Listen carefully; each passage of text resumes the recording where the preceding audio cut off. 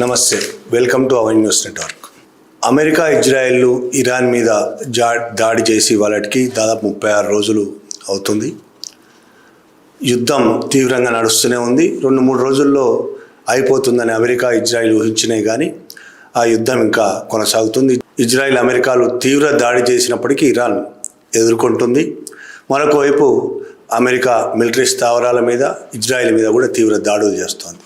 Iran అతి తొందరలోనే ఓడిపోతుంది. ఆ నాయకత్వాన్ని చంపేస్తే కొత్త నాయకత్వం ఉండదు. ఇరాన్లోనే తిరుగుబాటు వస్తుంది. ఇరాన్ చాలా ఏళ్లుగా అనేక ఆంక్షలతో ఉంది కాబట్టి కుంగిపోయింది, నిరుపేదరికంలో ఉంది. చదువు సంధ్య లేని వాళ్ళు, పెద్ద టెక్నాలజీ కూడా లేదు. ఏమీ లేని దేశం చాలా తొందరగా, ఒక ఆయిల్ తప్ప ఇంకేమీ లేని దేశం చాలా తొందరగా తమ గుప్పెట్లోకి వస్తుంది అనేది అటు అమెరికా, ఇజ్రాయిల్ ఊహించినాయి, కానీ అది వాళ్ళ ఊహల తలకిందులైపోయినాయి. నిజానికి మనలాంటి వాళ్ళం, భారతదేశంలో ఉన్న వాళ్ళం కూడా ఇరాన్ గురించి చాలా తక్కువ అంచనా వేస్తుంటాం. అమెరికా గురించి, అమెరికా ఎంత గొప్పగా డెవలప్ అయింది టెక్నాలజీ విషయంలో, చదువు విషయంలో, మహిళల లిటరసీ విషయంలో కానీ, అమెరికా, ఇజ్రాయిల్ కానీ, లేకపోతే కెనడా, రకరకాల దేశాల గురించి చాలా గొప్పగా ఊహిస్తున్నాం. మన దేశంలో కూడా మన దేశ అభివృద్ధి గురించి మన కళ్ళ ముందు కనబడుతున్నాం. కానీ ఇరాన్ లాంటి దేశాల గురించి, ముఖ్యంగా ముస్లింల గురించి ఒక రకమైన అభిప్రాయాలు భారతదేశంలో ఇతర మతస్థులకు, ముఖ్యంగా హిందువులకు ఉండడం వల్ల వాళ్ళు మత అణిచివేతలో మగ్గిపోయి, ఎటువంటి చదువు లేకుండా, నిరక్షరాస్యులుగా, టెక్నాలజీ లేకుండా పాతరాతి యుగంలో జీవిస్తున్నారు అనుకొని మనం మాట్లాడుతుంటాం. బురకాలు వేసుకొని తిరుగుతుంటారు. వాళ్ళకు చదువు సంధ్యలు ఉండవు, వాళ్ళని చదవనివ్వదు. పాలకులు షరియా చట్టం ప్రకారం పాలన చేసే పాలకులు. ఇటు ఆఫ్ఘనిస్తాన్లో మనం చూస్తున్నాం, వాళ్ళు కూడా షరియా చట్టాల ప్రకారం స్త్రీలకు చదువు లేకుండా ఎలా చేస్తున్నారో చూస్తున్నాం. చదువుకోవడానికి వీల్లేదు అక్కడ. అట్లనే ఇరాన్ కూడా ఆ విధంగానే ఉంటుందని మనం ఊహిస్తూ ఉంటాం. కాబట్టి చాలా ఈజీగా ఇరాన్ లొంగిపోతుందని అమెరికా, ఇజ్రాయిల్ కూడా ఊహించినాయి, మనం ఊహించినట్టే. మన ఇరాన్ అనగానే ముఖ్యంగా ముస్లింల పట్ల, ముస్లిం మత ఆచారాలు, షరియా చట్టాల ప్రకారం పరిపాలన సాగించే చోట పరిపాలన చాలా దుర్మార్గంగా ఉంటుందని ఊహిస్తాం. నిజంగా కూడా కొంత మేరకు అణిచివేత ఉంటుంది, మత అణిచివేత ఉంటుంది. అక్కడ స్త్రీలను, ఇతర మైనార్టీలను వివక్షగా చూడడం, మైనార్టీల మీద వివక్ష చూపించడం అనేది జరుగుతుంది. ఇరాన్లో కూడా జరుగుతుంది. దానివల్లనే అక్కడ మహిళల తిరుగుబాటు కూడా 2022లో జరిగింది, అంతకుముందు జరిగింది. మొన్న మధ్య కూడా తిరుగుబాటు అంటే ఒక రకమైన ఆందోళనలు, సీరియస్ ఆందోళనలు. మహిళలు బయటికి రావు. 2022లో జరిగినప్పుడు అయితే మహిళలు చాలామంది చనిపోయారు, పోలీస్ కాల్పుల్లో చనిపోయారు. చాలా పెద్ద ఎత్తున మహిళలు ఉద్యమించారు. మోరల్ పోలీసింగ్ అనేది ఇరాన్లో షరియా చట్ట ప్రకారం ప్రవర్తించకపోతే, అంటే హిజబ్ ధరించకపోతే, అక్కడ బురకా కంపల్సరీ కాదు, హిజబ్ కంపల్సరీ. హిజబ్ ధరించకుండా రోడ్ల మీద తిరిగితే తీవ్రమైన శిక్షలు ఉంటాయి. అలాగే చాలా ఉన్నాయి అందులో సంబంధాలు. మన దగ్గర స్త్రీ పురుష సంబంధాల విషయంలో కోర్టులు, చట్టాలు ఒక రకంగా ఆలోచిస్తారు, అక్కడ ఇంకో రకం, ఇట్లా చాలా ఉన్నాయి. దీనివల్ల మనం ఇరాన్ చాలా వెనుకబడిన దేశంగా భావిస్తూ ఉంటాం. అయితే మనకు దిగ్భ్రాంతి కలిగించే విషయాలను మనం ఇవాళ చూడబోతున్నాం. ఇరాన్ మనం అనుకున్నంత అంత కాదు, మనకంటే కొన్ని విషయాల్లో చాలా ముందంజలో ఉన్న విషయం మనకు అర్థమవుతుంది. ముందు ఈ విషయం మీద ఇరాన్ చరిత్రను చాలా కాలంగా చదువుతూ పరిశోధిస్తూ వస్తున్నా, ఇరాన్కు సంబంధించిన ఇక్కడి నుంచి, ఇండియా నుంచి ఇరాన్ వెళ్ళి ఉద్యోగాలు చేస్తూ, లేకపోతే ఇంకో రకంగా అక్కడ ఉండి వచ్చిన చాలామందితో మాట్లాడుతూ, అలాగే ప్రపంచ పరిస్థితులను మొత్తం ఎప్పటికప్పుడు పరిశోధన చేస్తూ, విశ్లేషిస్తూ ఉన్న, మిలిటరీలో పనిచేసిన, మేజర్ జనరల్గా పనిచేసిన యశ్పాల్ సింగ్ మోర్ అనే అధికారి ఇప్పుడు రిటైర్ అయిపోయారు. అతను ఏం మాట్లాడాడో మనం తెలుసుకోవాల్సి ఉంది. అతను ఏమో ఆషామాషిగా మిలిటరీ అధికారి కాలేదు. అతను MSc defence strategy studies Madras యూనివర్సిటీని చేశాడు. Masters in defence studies Dhaka university నుంచి చేశాడు. ఇంకా ఆశ్చర్యకరం ఏంటంటే మన ఉస్మానియా యూనివర్సిటీ నుంచి కూడా ఎంఫిల్ అండ్ పిహెచ్డి చేశాడు ఆయన. PhD in nuclear strategy and డాక్ట్రిన్లో ఆయన ఇక్కడ పిహెచ్డి చేశాడు, ఇక్కడ ఎంఫిల్ కూడా చేశాడు. నేసా సెంటర్ వాషింగ్టన్ డీసీలో near east south Asia for strategic స్టడీస్లో చదువుకున్నాడు ఆయన. చాలా నాలెడ్జ్ ఉన్నవాడు, పరిశోధన ఉన్నవాడు. రిటైర్ అయిన తర్వాత కూడా ఆయన వ్యక్తిత్వ వికాసం ఉపన్యాసాలు ఇస్తుంటాడు. చాలా చాలా విధాలుగా ఆయన దేశానికి సంబంధించి ఒక రకమైన సేవలు చేస్తుంటాడు. ఆయన అంటే యశ్పాల్ మోర్ అని కూడా అంటారు అతన్ని. అతను ఏం మాట్లాడాడో ఒక్కసారి వినండి. सैंक्शंस लगने के बाद 40 साल से सैंक्शन है, तब भी ईरान का वर्ल्ड में चौथा रैंक है आईक्यू लेवल में. और इस देश में 99% फीमेल लिटरेसी है, 99%, और 80%, 94% ओवरऑल लिटरेसी है, मतलब पढ़ाई लिखाई है वहां पर बहुत. और इस देश में 80% इस देश की पॉपुलेशन मास्टर्स और पीएचडी डिग्री होल्डर है. तो ये देश साइंटिस्ट का देश भी है, स्पोर्ट्स पीपल का देश भी है, और इनोवेशन का देश भी है, और फाइटिंग स्पिरिट तो खैर इनके पास भरपूर मात्रा में. అతని మాట్లాడిన మాటలే కాకుండా మనం చాలా విషయాల్ని చదువు విషయంలో, ఫిమేల్ లిటరసీ విషయంలో, విద్య కాకుండా వైద్యం విషయంలో ఎలా ఉంది, ఐక్యూ ఎలా ఉంది, టెక్నాలజీ ఎలా ఉంది, ఈ విషయాలన్నిటి కూడా మనం తెలుసుకోవాల్సిన అవసరం ఉంది. ఈ చెప్పిన విషయాలను నిజమా అబద్ధమా అనేది మీరు చెక్ చేసుకోవచ్చు. ఎవరో ఇరాన్ వాళ్ళు, ఇరాన్ను అభిమానించేవాళ్ళు, లేకపోతే అమెరికాను వ్యతిరేకించేవాళ్ళు చెప్పిందే కాకుండా అమెరికాకే చెందిన, ఇప్పుడు మనం వాడుతున్న ఏ టెక్నాలజీ మొత్తం అమెరికాకు చెందిందే కదా. గూగుల్ కావచ్చు, గ్రోక్ కావచ్చు, జెమినీ ఏఐ కావచ్చు, రకరకాలు ఇవన్నీ. వీటిలో ఒక్కసారి సెర్చ్ చేసి చూడండి, వీటిని అడిగి చూడండి, ఇరాన్ పరిస్థితి మీకు అర్థమవుతుంది. ఇప్పటి వరకు మనకు వస్తున్న వార్తలు వెస్ట్రన్ మీడియా ప్రచారం చేస్తున్న వార్తలు. మనకు ప్రధానంగా ప్రపంచ సంబంధించిన సమాచారం అంటే మనకున్నది వెస్ట్రన్ మీడియా ప్రచారం చేసే సమాచారమే. ఎట్లయితే భారతదేశంలో గోధి మీడియా ప్రచారం చేసే సమాచారమే మనం నిజం అనుకుంటామో అట్లనే ప్రపంచ సమాచారానికి కూడా మనం వెస్ట్రన్ మీడియా చెప్పిందే 100% నిజం అనుకుంటాం. అది తప్ప మన దగ్గర వేరే సమాచారం లేని పరిస్థితి ఇంతకాలం. ఇప్పుడు ఏఐ వచ్చి సెర్చ్ ఇంజిన్స్ చాలా వచ్చిన తర్వాత కొంతమేర మనకు ఇన్ఫర్మేషన్ తెలుస్తుంది. ఇప్పటివరకు అమెరికా, యూరప్ చేస్తున్న ప్రచారమే ఇరాన్ మీద కావచ్చు, నార్త్ కొరియా మీద కావచ్చు, చైనా మీద కావచ్చు, ఇలా కొన్ని దేశాల మీద, వాటికి శత్రువులైన దేశాల మీద ఈ దేశాలు అమెరికా, ఇజ్రాయిల్, యూరప్ చేస్తున్న ప్రచారం మాత్రమే నిజం అనుకుంటున్నాం. ఆ ప్రచారం మన బుర్రలోకి నిండిపోయింది. మనం కొత్తగా ఆలోచించలేని పరిస్థితి ఆ మీడియా కల్పించింది మనకు. మన పాలకులు కూడా యూరప్, అమెరికాలకే మద్దతుగా నిలబడడం వల్ల మన దేశంలో అదే సమాచారం వస్తుంది. కానీ అంతకు మించి ఏం జరుగుతుందో తెలుసుకోవాల్సిన అవసరం మనకున్నది. ఇరాన్ ఇంత యుద్ధంలో కూడా ఎలా నిలబడ్డది? 36 రోజులు 37 రోజులు అవుతున్నా కూడా ఇంత ధైర్యంగా ఎలా నిలబడింది? ధైర్యం అంటే సరే, దానికి చారిత్రకంగా వచ్చింది. లొంగిపోవడం అనేది దాని చరిత్రలో లేదు. ఇరాన్ ఎప్పుడు లొంగిపోవడం, చనిపోయినా పర్వాలేదు కానీ లొంగిపోవనే పద్ధతిలో అది పోరాడుతుంది. ఇరాన్ ప్రజలు అట్లాంటి వాళ్ళ సంస్కృతి అట్లాంటిది. కానీ టెక్నాలజీ విషయంలో, చదువు విషయంలో, మిగతా అన్ని విషయాల్లో, సైన్స్ ఇలాంటి విషయాల్లో అది ఎంతగా అభివృద్ధి చెందిందో మనం తెలుసుకోకపోతే, మనం పైన ఏదో వాట్సాప్ ప్రచారాలకు మన బుర్రను అక్కడ పెట్టేసి వాట్సాప్ ప్రచారాలు నిజమని నమ్మితే మన జ్ఞానం, అర్ధసత్యాలు మన బుర్రలో నిండుతుంది. జ్ఞానం లేని వాళ్ళు అయిపోతాం. ఖచ్చితంగా అది తెలుసుకోవాల్సిన అవసరం ఉంది. ఇవాళ మనం ఇరాన్లో మహిళలు చాలా అణచివేతకు గురవుతున్నారు అనుకుంటాం కదా. ఇరాన్ను మరో ఆఫ్ఘనిస్తాన్ లాగే ఫీల్ అవుతుంటాం మనం. అక్కడ స్త్రీలు అసలు చదువుకోరు, బురకాలు వేసుకొని ఇళ్లల్లో మగ్గిపోతూ ఉంటారు, బయటికి కూడా రావద్దు, ఇళ్లల్లో మగ్గిపోతుంటారు, చదువు లేదని చెప్తున్నాం కదా. Iran female literacy 99%. మన ఇండియాలో 85% మాత్రమే. ఇండియాలో 85, అక్కడ 9% ఫిమేల్ లిటరసీ. అందులో కూడా లిటరసీ అంటే ఊరికే చదువు రావడం కాదు, పీజీలు, పిహెచ్డీలు, మెడిసిన్, ఇంజనీరింగ్ చేసిన వాళ్ళు హైయెస్ట్ మహిళలు. 2% యూనివర్సిటీల్లో 52% మహిళలు, 52%. మెడిసిన్స్లో కూడా 50 పైనే మహిళలు ఉన్నారు. మెడిసిన్ అక్కడ వైద్య విద్యలో 50% పైన మహిళలు. మనకు నిజంగా ఆశ్చర్యమేగా, దిగ్భ్రాంతి కూడా కలిగిస్తుంది. కొత్త విషయంగా అనిపిస్తుంది ఇది.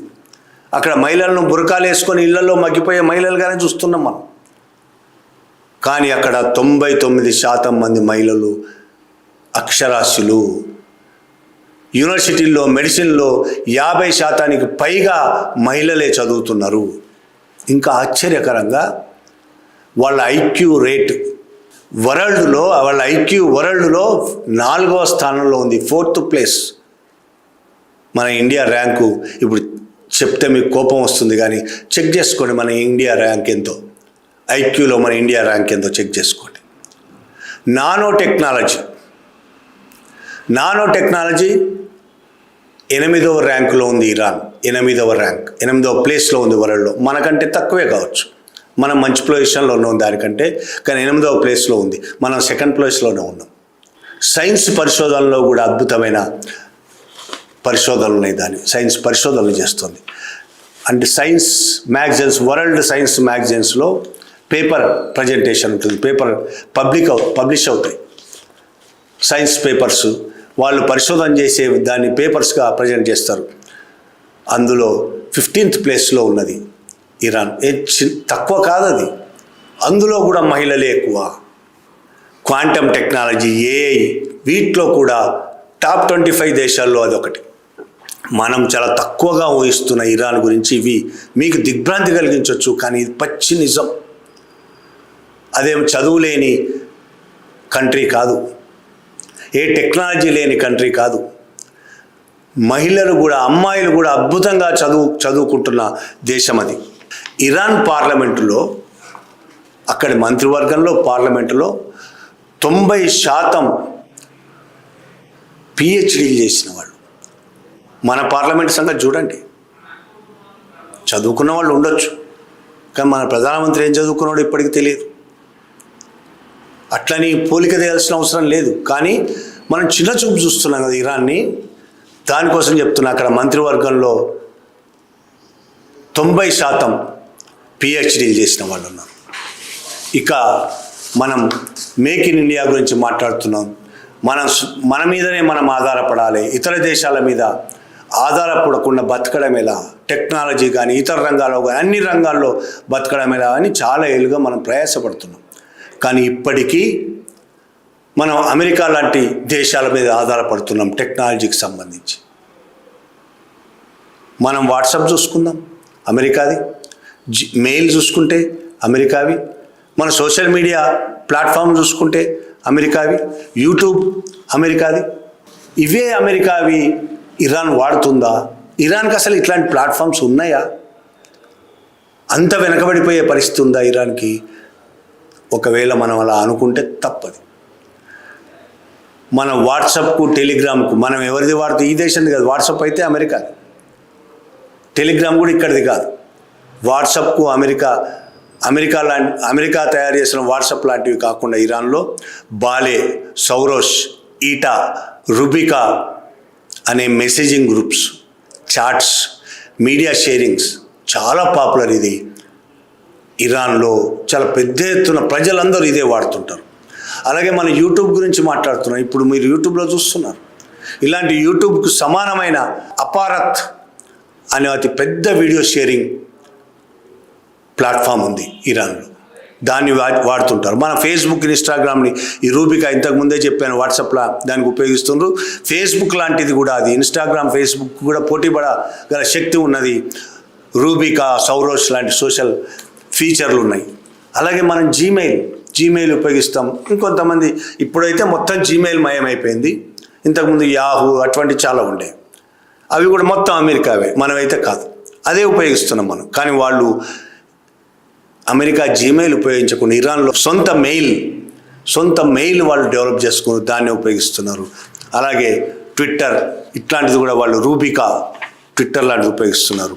ఏఐ ప్లాట్ఫామ్స్ కూడా వాళ్ళు ఏఐ మీద విపరీతమైన పరిశోధనలు చేశారు, చాలా ఏళ్ళుగా చేస్తున్నారు.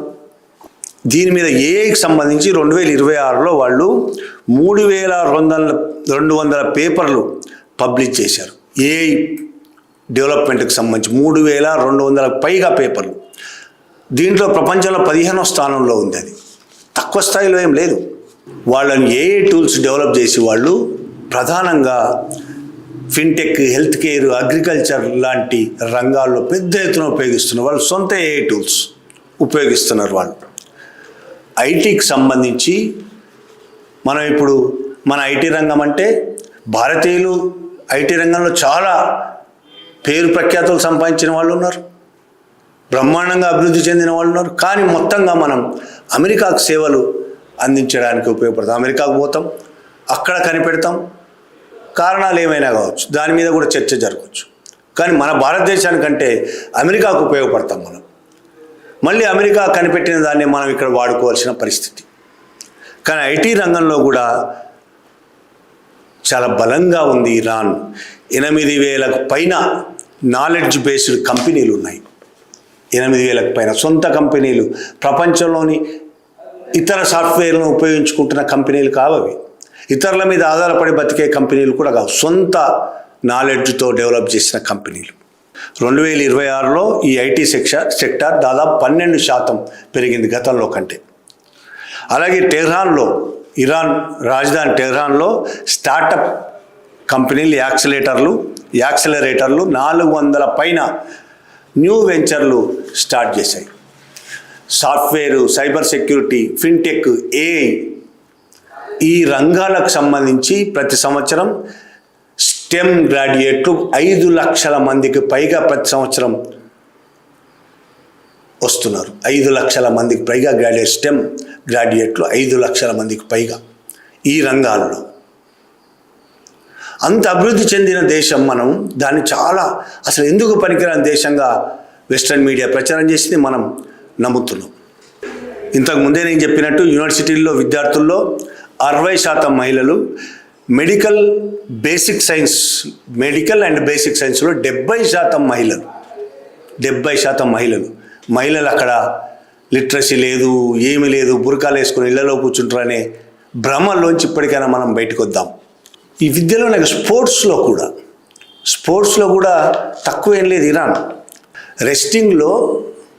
రెస్లింగ్లో ఇరాను ఒలింపిక్స్లో అతి మెడల్స్ సంపాదించింది రెస్లింగ్లోనే. ఫుట్బాల్, సాకర్ అంటారు, ఫుట్బాల్ ఆసియా కప్ 3 సార్లు గెలిచింది ఇరాన్. ఫుట్బాల్లో ఆసియా కప్ 3 సార్లు గెలిచింది. Weight lifting, taekwondo, volleyball, football 18 సార్లు ఆసియన్ ఛాంపియన్ ఇరాన్. ఒలింపిక్ రికార్డులు ఉన్నాయి ఇరాన్. ప్యారిస్ 2024 ప్యారిస్ ఒలింపిక్లో 12 మెడల్స్, అందులో 3 గోల్డ్ మెడల్స్ సంపాదించింది. ఇందులో ఎక్కువగా రెస్లింగ్, వెయిట్ లిఫ్టింగ్లోనే ఉన్నాయి. ఇది ఇరాన్ పరిస్థితి, అంటే స్పోర్ట్స్లో కూడా. ఇక ఆరోగ్య పరిస్థితి కూడా మనం ఒక్కసారి చూస్తే పబ్లిక్ హెల్త్ కేర్ సిస్టమ్ అనేది ఎంత అద్భుతంగా పనిచేస్తుందంటే ప్రతి 1000 మంది ప్రజలకు 1.8 డాక్టర్లు ఉన్నారు, దాదాపు 2కు దగ్గరలో. వరల్డ్ హెల్త్ ఆర్గనైజేషన్ సూచించిన కనీసం ఒకళ్ళు ఉండాలి, 1000 మందికి ఒక డాక్టర్ ఉండాలి అనేది వరల్డ్ హెల్త్ ఆర్గనైజేషన్ WHO సూచిస్తున్నది. దానికంటే ఎక్కువ ఉన్నారు ఇరాన్లో. 1.8 1000 మందికి ఒకరికంటే ఎక్కువ ఉన్నారు ఇరాన్లో. అదే ఇండియాలో 0.7, అంటే 1000 మందికి ఒక్కళ్ళు కూడా లేరు. అంటే ఇప్పుడు వైద్య రంగంలో ఎవరు ముందున్నట్టు మనం అర్థం చేసుకోవాలి. అలాగే మిలిటరీలో ఇది అతిపెద్ద మిలిటరీ, దాదాపు 6 లక్షల పైన యాక్టివ్ మిలిటరీ ఉంటుంది. డ్రోన్స్, మిస్సైల్స్లు కూడా ప్రపంచంలో చాలా ప్రఖ్యాతిగాంచింది. డ్రోన్స్కు, మిస్సైల్స్కి మధ్య మనం ఇజ్రాయెల్ మీద, ఇలా ఇతర అరబ్ దేశాల్లోని అమెరికా మిలిటరీ బేస్ల మీద అది ప్రయోగిస్తున్న మిస్సైల్ చూస్తే మనకు అర్థం అవుతుంది. వ్యవసాయం కూడా అద్భుతమైన వ్యవసాయం, అందులో ఏ టెక్నాలజీ కూడా ఈ మధ్య పెద్ద ఎత్తున వాడుతుంది. ఫ్రూట్స్, నట్స్, సిరియల్స్, ఇది జీడిపిలో 7% వ్యవసాయం అక్కడ. కల్చర్ సొసైటీ కూడా కొన్ని వేల ఏళ్ళు, దాదాపు వాళ్ళ మిలిటరీ అధికారులు మొన్న మాట్లాడినట్టు 6000 ఏళ్ల పురాతన చరిత్ర వాళ్ళది సంస్కృతి వాళ్ళది. అందులో మంచి ఉండొచ్చు, చెడు ఉండొచ్చు, ప్రజలకు ఉపయోగపడేది ఉండొచ్చు, ఉపయోగపడనిది ఉండొచ్చు, ప్రజలకు వ్యతిరేకంగా ఉన్నది ఉండొచ్చు. కానీ వాళ్ళు ఎన్ని ఉన్నా అనేక యుద్ధాలు ఎదుర్కొన్నారు ఇప్పటివరకు. వాళ్ళ జీవితం అంతా యుద్ధాలతోనే గడిచిపోయింది. అమెరికా చేతుల్లో ఉన్నంత వరకు యుద్ధాలు లేవు, కానీ అమెరికా దోపిడీ ఫలితంగా జరిగింది 1979 వరకు. 79 తర్వాత మతరాజ్యం అయిపోయింది. అది మతరాజ్యం వచ్చిన తర్వాత ఇక యుద్ధాలు నడుస్తూనే ఉన్నాయి. అమెరికాకు వ్యతిరేకంగా నిలబడ్డది. అమెరికాకు మద్దతునిచ్చే అమెరికా చేలాలైన శిష్యులైన వాళ్ళందరూ దాని మీద రకరకాల యుద్ధాలు చేశారు. అమెరికా మద్దతు ఇచ్చింది.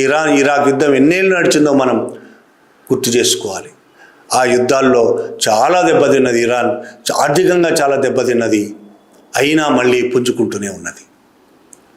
అమెరికా సద్దాం హుస్సేన్ని బందీగా పట్టుకొని ఉరేసిన తర్వాత నుంచి ఇరాన్ మరింత జాగ్రత్తగా తన బలాలు పెంచుకుంటూ వస్తున్నది. అన్ని రంగాల్లో తన బలాలు పెంచుకుంటూ, ఆయుధ రంగంలోనే కాదు, ఆయుధాలు ఒక్కటే కాదు, మిగతా అన్ని రంగాల్లో కూడా తన బలాలు పెంచుకుంటూ వస్తుంది. స్వయంగా ఎదగడానికి చాలా తీవ్రంగా ప్రయత్నిస్తున్నది. చాలా ఏళ్లుగా ఇరాన్, ఇజ్రాయిల్ దేశాలు దాని మీద ఆంక్షలు విధించినాయి. ఆ ఆంక్షల వల్ల ఇరాన్ ఒంటరి అయిపోయింది. ఇప్పుడు క్యూబా కూడా అదే పరిస్థితి వచ్చింది. క్యూబా దారుణమైన పరిస్థితిలో ఆకలితో కూడా చచ్చిపోయే పరిస్థితి వస్తున్నది ప్రజలు. ఇరాన్ను కూడా ఆ పరిస్థితికి తీసుకొచ్చింది. ఇరాన్ చాలా ఏళ్ళు, 1 ఏళ్ళు 2 ఏళ్ళు 10 ఏళ్ళు కాదు, కొన్ని ఏళ్ళు, చాలా ఏళ్ళుగా పరిస్థితి వస్తుంది. ఇరాన్ నుంచి ఆయిల్ కొనుక్కునే మనం కూడా అమెరికా చెప్పడంతోనే అక్కడ ఆయిల్ కొనుక్కోవడం ఆపేసాం. 2019లో ఆయిల్ కొనడం బంద్ చేసాం. దాని మీద శాంక్షన్స్ వల్ల చాలా తీవ్రమైన ఇబ్బందులు పడ్డది, చాలా నష్టపోయింది. అయినా నిలదొక్కుని అది ఉన్నది అంటే అదేమో చిన్న చితక దేశంగా మనం భావించాల్సిన అవసరం లేదు. ఇప్పటికీ అది అన్ని రంగాల్లో చాలా బలంగా ఉన్నది, చాలా అభివృద్ధి చెందింది. వేరే రకంగా మనమేదో చాలామంది వాట్సాప్ యూనివర్సిటీలు ప్రచారం చేసినట్టు ఊహించుకుంటున్నట్టు అది ఆధునికతకు చాలా దూరంగా రాతియుగంలో లేదు. చాలా ఆధునికంగా ఉంది. టెక్నాలజీలో ఆధునికంగా ఉంది, విద్యలో ఆధునికం, వైద్యంలో ఆధునికమైన వైద్యం, వ్యవసాయంలో ఆధునికం, ఉపయోగిస్తున్నది వ్యవసాయంలో, అన్ని రంగాల్లో చాలా ఆధునికంగా ఉన్నది. కానీ మతం విషయంలో అది ఎంచుకున్న దారి ఆ దేశాన్ని చాలా తీవ్రమైన ఇబ్బందులకు నెడుతున్నది. ఆ దేశ ప్రజలని చాలా ఇబ్బందుల్లోకి నెడుతున్నది అనేది వాస్తవం. మిగతా విషయాల్లో చాలా అద్భుతంగా ఉన్నప్పటికీ తన షరియా చట్టం చాలామందికి నచ్చకపోవచ్చు, కొంతమందికి షరియా చట్టమే ఇష్టం కావచ్చు. కానీ వాస్తవం ఏంటంటే ఆ షరియా చట్టం పేరుతో అక్కడ అవలంబిస్తున్న విధానాలు, మహిళల మీద వివక్ష ఉన్నది. అయినా వాళ్ళు 99% అక్షరాస్యులయ్యారు. మహిళల మీద వివక్ష ఉంది, మైనార్టీల మీద వివక్ష ఉంది, మైనార్టీల మీద దాడులు ఉన్నాయి. ఇప్పటికీ హిజబ్ లేకుండా బయట తిరిగితే చాలా తీవ్రమైన చర్యలు తీసుకునే చట్టాలు ఉన్నాయి. 2020 వరకు మోరల్ పోలీసులు ఆ చట్టాలకు వ్యతిరేకంగా ఉన్న ఎవరైనా, హిజబ్ లేకుండా బయట తిరిగిన ఎవరినైనా సరే చాలా తీవ్రంగా శిక్షించే పరిస్థితి ఉండేది. మహిళలను చాలా దుర్మార్గంగా ప్రవర్తించేవాళ్ళు మహిళల పట్ల. అలాంటి మహిళల పట్ల కొద్ది స్వేచ్ఛగా ఉండాలని ప్రయత్నించిన మహిళల పట్ల దుర్మార్గంగా ప్రవర్తించారు. 2022లో తీవ్రమైన ఆందోళన రావడంతో తర్వాత కొంత తగ్గింది, మోరల్ పోలీసింగ్ వెనక్కిపోయింది. కానీ చట్టం అలాగే ఉంది. ఇప్పటికీ అనేక పట్టణాల్లో, సిటీల్లో హిజబ్ లేకుండా తిరిగే వాళ్ళు చాలామంది ఉన్నారు, తిరుగుతున్నారు. ఇప్పటికీ హిజబ్ లేకుండా తిరుగుతున్నారు, బురకాలు లేకుండా. బురకా కంపల్సరీ కాదు అక్కడ, హిజబ్ కంపల్సరీ. హిజబ్ లేకుండా తిరుగుతున్న వాళ్ళు చాలామంది ఉన్నారు పట్టణాల్లో. కానీ చట్టం అలాగే ఉంది. గ్రామాల్లో ఇప్పటికీ హిజబ్ లేకుండా తిరిగే వాళ్ళ మీద వ్యతిరేకత, దాడులు జరుగుతూనే ఉన్నాయి. పట్టణాల్లో ఇంకంత లేదు. 22 తర్వాత కొంత తగ్గింది. అయినా షరియత్ చట్ట ప్రకారం దారుణమైన శిక్షలు, చిన్న వాటికి దారుణమైన శిక్షలు. దీనివల్ల కూడా అక్కడ వ్యక్తి స్వేచ్ఛ, ప్రజలకు స్వాతంత్రాలు లేకుండా పోయినాయి అనేది ఒక వాస్తవం. ఇప్పటికీ చాలా చోట్ల హిజబ్ ధరించకపోతే ఇతర చిన్న నేరాలు చేసిన జరిమానాలు, బిజినెస్లు మూసేయించడాలు, ఇట్లా చాలా ఉన్నాయి. వివాహము, విడాకులు, ఇటువంటి విషయాల్లో, సంతాన పాలన, వారసత్వం వంటి విషయాల్లో చాలా సీరియస్గా ఉంటారు వాళ్ళు. విడాకులు అనేది అసలు స్త్రీలకు విడాకులు తీసుకోవాలని స్త్రీ అనుకుంటే అత్యంత కఠినమైన విధానాలు ఉంటాయి అక్కడ.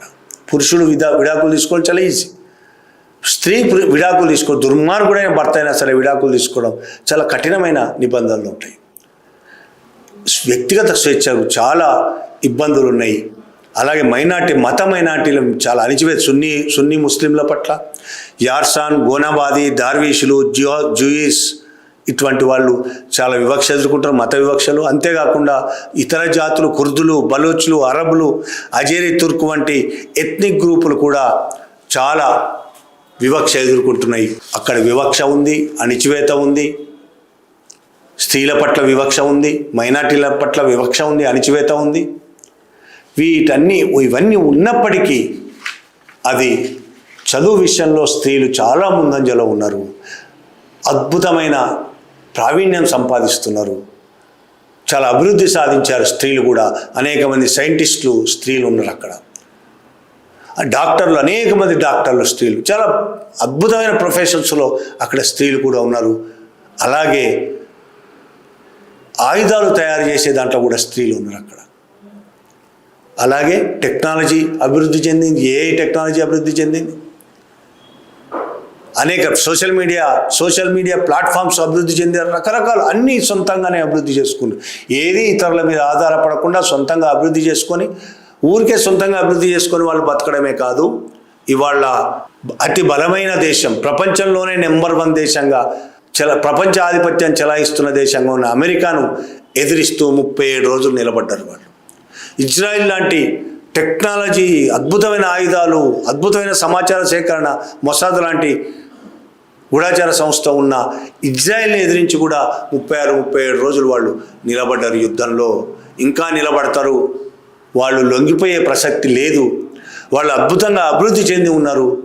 వాళ్ళది అత్యంత ప్రాచీన నాగరికతే కాదు, వాళ్ళు యుద్ధంలోనూ, చదువులోనూ, వైద్యంలోనూ, అన్నిట్లోనూ చాలా ముందున్నారు. అనేక దేశాల కంటే చాలా ముందున్నారు. కొన్ని రంగాల్లో మనలాంటి దేశాల కంటే కూడా చాలా ముందున్నారు. దాన్ని దృష్టిలో పెట్టుకోకుండానే ట్రంప్, నెతన్యాహు యుద్ధంలోకి దిగారు. వాళ్ళ యుద్ధంలో చిక్కుకుపోతున్నారు. కానీ మనలాంటి వాళ్ళం చిన్న చూపు చూడడం, ఇరాన్ లాంటి దేశాలను చిన్న చూపు చూడడం, వాళ్ళు ఎందుకు పనికిరారనుకోవడం, వాళ్ళకి చదువు లేదనుకోవడం, అక్కడ స్త్రీలను అసలు చదువుకోనివ్వరు అనే భ్రమంలో ఉండడం, వెస్ట్రన్ మీడియా చేస్తున్న అబద్ధ ప్రచారాన్ని నమ్మడం అనేది ఇప్పటికైనా మానుకోవాలి. నిజమేంటో తెలుసుకోవడానికి ఇప్పుడు గతంలోలా కాదు, ఇప్పుడు అనేక అవకాశాలనే మనం తెలుసుకునే ప్రయత్నం చేద్దాం. వాట్సాప్లో ఒక మెసేజ్ రాగానే దాన్ని ఫార్వర్డ్లు చేస్తూ ఆనందం పొందడం కాదు. అలాంటి దుష్ప్రచారాలను నిజమా అబద్ధమా అనేది తెలుసు. ఏదైనా సరే, ఇరాన్కి వ్యతిరేకమైన ఇరాన్కి మద్దతు, అమెరికాకు వ్యతిరేకమైన అమెరికాకు మద్దతు, భారతదేశానికి వ్యతిరేకమైన భారతదేశానికి మద్దతు, నాయకుల పట్ల కూడా మోడీకి మద్దతు, మోడీకి వ్యతిరేకమైన, రాహుల్ గాంధీ విషయంలో అయినా, ఎవరి విషయంలోనైనా ఒక ఇన్ఫర్మేషన్, ఒక సమాచారం వచ్చిందంటే, ఒక వార్త వచ్చిందంటే అది నిజమా కాదా అని తెలుసుకొని మాత్రమే ప్రచారం చేయడం మొదలుపెట్టండి. షేర్లు చేయడానికంటే ముందే ప్రతిసారి కంపల్సరీగా, తొందర ఏం లేదు, రాగానే షేర్ కొట్టడానికి తొందర ఏం లేదు. చేతిలో మొబైల్ ఉంది కదా అని ఇష్టం వచ్చినట్టు ప్రవర్తించకండి. ఒక వార్త నిజమా కాదా అని తెలుసుకోవడానికి ఎంత టైం అయినా కేటాయించండి. షేర్ చేయాలనుకుంటే, లేదు చూసి వదిలేయాలనుకుంటే మీ ఇష్టం. కానీ దాన్ని షేర్ చేసి 10 మందికి ప్రచారం చేయాలనుకుంటే మాత్రం ఖచ్చితంగా అందులో నిజాలు తెలుసుకోవడానికి ప్రయత్నం చేయండి. ఇవాళ నిజాలు తెలుసుకోవడానికి చాలా ప్లాట్ఫామ్స్ ఉన్నాయి. అన్నిటిని ఉపయోగించుకొని నిజాలు తెలుసుకున్న తర్వాతనే ప్రచారంలోకి దిగండి. Thank you very much.